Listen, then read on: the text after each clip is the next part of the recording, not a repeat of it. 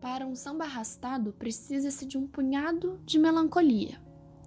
Precisa desencadear o choro leve, que atrapalha a visão e desce silencioso rumo ao peito.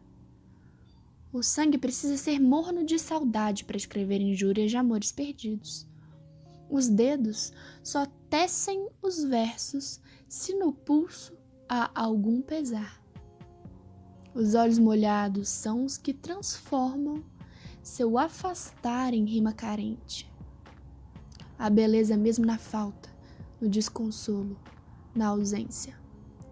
O buraco é cheio de ares, de paixões mortas. E de que mais somos feitos, senão de samba e tristeza?